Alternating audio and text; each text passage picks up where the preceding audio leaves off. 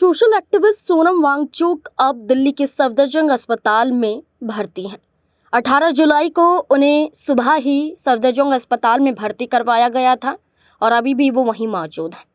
लेकिन सफदरजंग अस्पताल पर उनकी पत्नी गीतांजलि ने बड़े आरोप लगाए हैं और आरोप लगाते हुए दिल्ली हाई कोर्ट का दरवाज़ा खटखटाया है। दिल्ली हाई कोर्ट से एक बड़ी अपील उनकी पत्नी गीतांजलि ने की है। कई बड़े मुद्दों को लेकर, पॉइंट्स को लेकर उन्होंने बताया कि कैसे सफदरजंग अस्पताल में लापरवाही बरती जा रही है, जानबूझकर रिपोर्ट बदली जा रही है। दरअसल अदालत से सोनम वांगचुक की तबीयत और ख़राब होने से पहले किसी दूसरे अस्पताल में शिफ्ट करने की अनुमति अब उनकी पत्नी मांग रही हैं। गीतांजलि ने पोस्ट के माध्यम से कहा है कि सफदरजंग सरकारी अस्पताल की व्यवस्था ठीक नहीं है। गीतांजलि ने कहा, मेरा सफदरजंग सरकारी अस्पताल से भरोसा उठ गया है क्योंकि अस्पताल ने हमें बताया कि वांगचुक का पोटेशियम लेवल गिरकर 2.9 हो गया है। उन्होंने इसे चिंता वाली और जान के लिए खतरा बताने वाली स्थिति बताया, लेकिन अपने पब्लिक हेल्थ बुलेटिन में उन्होंने असल लेवल नहीं बताया। इसके अलावा वो लिखती हैं कि 10 घंटे बाद और बार बार मांग करने के बाद उन्होंने 10:30 पर हमें उनके ब्लड सैंपल लेने की अनुमति दी।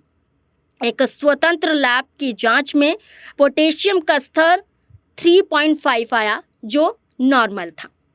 अब इसी पर सवाल उनकी पत्नी ने खड़े किए हैं कि कैसे ये फ़र्क हो सकता है। जो सरकारी अस्पताल है वो ये बताता है कि लेवल गिर गया है और 2.9 हो गया है, और वहीं जब हम अलग से जांच करवाते हैं तो 3.5 पोटेशियम का लेवल आता है, जो नॉर्मल है।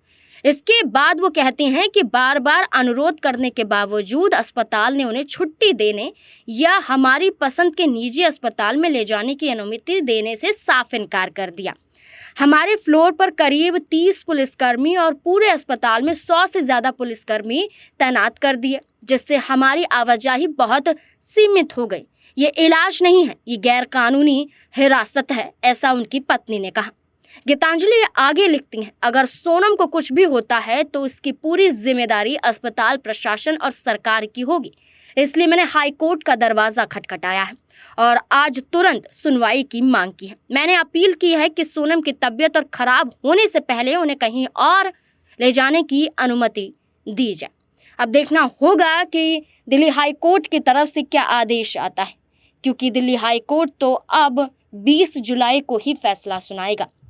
क्योंकि देखना होगा कि 20 जुलाई को भी मार्च निकाला जा रहा है और सोनम वांगचुक ने भी अपील कर दी है कि ज़्यादा से ज़्यादा लोग अपनी भागीदारी पेश करें, ज़्यादा से ज़्यादा शामिल हो, और हो सकता है कि सोनम वांगचुक भी इस मार्च का हिस्सा बने। और उनकी पत्नी ने तो साफ तौर पर सरकारी अस्पताल पर सवाल खड़े कर दिए। देखना होगा दिल्ली हाई कोर्ट क्या आदेश पारित करता है।